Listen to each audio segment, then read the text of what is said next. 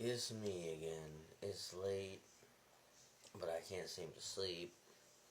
Lots of in the head, lots of in the body, and I'm trying to build this thing up, so I don't really know what I'm doing yet, but I figured I wanted to read something I wrote years ago now. I couldn't give you a specific time, but kind of about what I'm about. What this whole experience is about to me. Well, this is a writing I wrote on what is magic. So yeah, what is magic? What is it when it goes unobserved? When there are no eyes to see or minds to shape it? Does magic exist as a timeless force, predating those who attempt to wield it? Or is it only made real through our observation and participation? Everywhere we look, we find the records of those who practiced magic. Carvings that were on stones, symbols we found inscribed in books, rituals preserved in whispers passed down through time. These shapes and signs speak to us of an understanding, a connection to something unseen. But how much of this understanding reflects a deeper, more absolute truth about magic itself? And how much is the result of human minds imposing meaning, crafting these systems, and mistaking their creations for universal laws? Magic, in my opinion, seems to exist in a liminal space, somewhere between discovery and invention, between our external and our internal. It raises a difficult question. Is it something we uncover, like a hidden natural law waiting to be revealed? Or is it a mirror, reflecting back our own attempts to make sense of the ineffable? Perhaps it is both, or neither, its essence slipping away the moment we try to define it. What remains is the search. Magic, observed or unobserved, calls to something within us. It invites us to look closer, to explore the boundaries of what is known and unknown, even if the answers elude us. Across history, magic has been understood in vastly different ways. To the ancient Egyptians, it was woven into their cosmology. It was Eka. It was an act of Ma'at, order in the face of chaos. In medieval Europe, it became a delicate dance between divine miracles and heretical sorcery. These varied interpretations would suggest that magic may be as much of a reflection of culture as it is an inherent truth. If magic exists unobserved, does it operate like gravity, an indifferent force woven into the fabric of existence?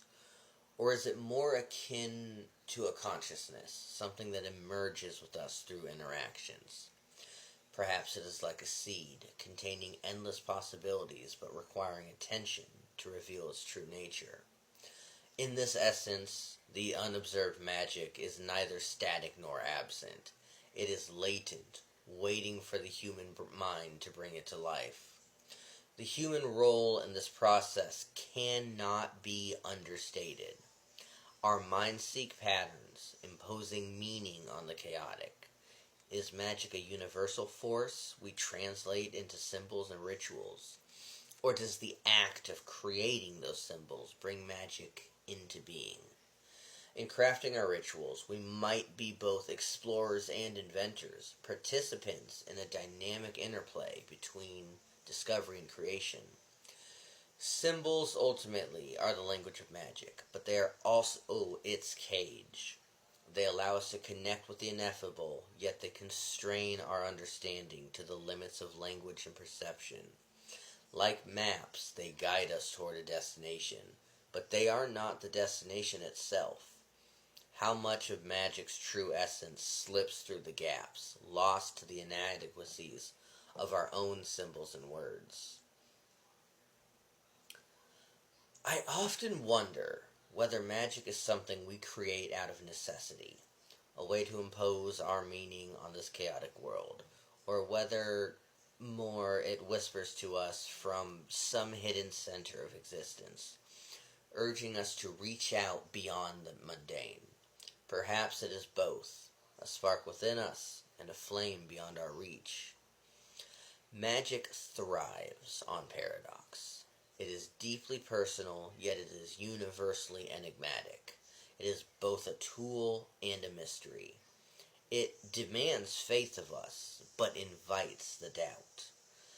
To approach it is to navigate these contradictions, for us to embrace the uncertainty that lies at the heart of a very human experience.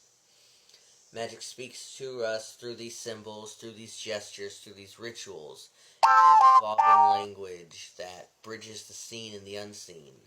The language is not static, it grows and changes, shaped by new cultures, discoveries, and philosophies. Each generation contributes to this dialogue, introducing new tools to better understand and articulate the mysteries of magic. Yet with this expansion comes a subtle danger. The more symbols we create, the more opportunities arise for misinterpretation. A single misstep, a word misspoken, a symbol misunderstood can ripple outward, compounding errors that distort our connection to the very forces we seek to understand.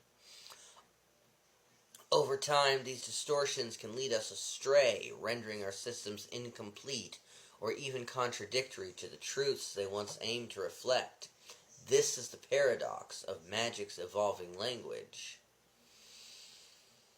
It offers the potential for greater understanding, but also risks pulling us further from the essence of whatever we seek.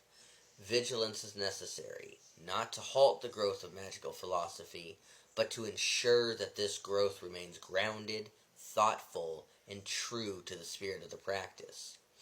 Magic, like any language, requires care. Each symbol and word must be wielded with intention. Or we have the tools that bring us closer to magic's heart become the very barriers that obscure it to us. At its core, magic can be seen as a dialogue. It is an ongoing conversation with the unknown. Through symbols, rituals, and intent, we reach out to something beyond ourselves, asking questions and seeking guidance.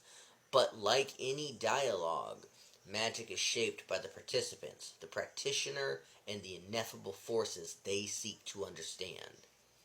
The interaction is not one-sided. Just as we attempt to shape magic, it shapes us in return, responding to our symbols and intent in ways that are often very subtle or very unexpected. Yet the danger of miscommunication looms large. If our symbols are flawed or our intent unclear, we risk misunderstanding the response or failing to recognize it at all.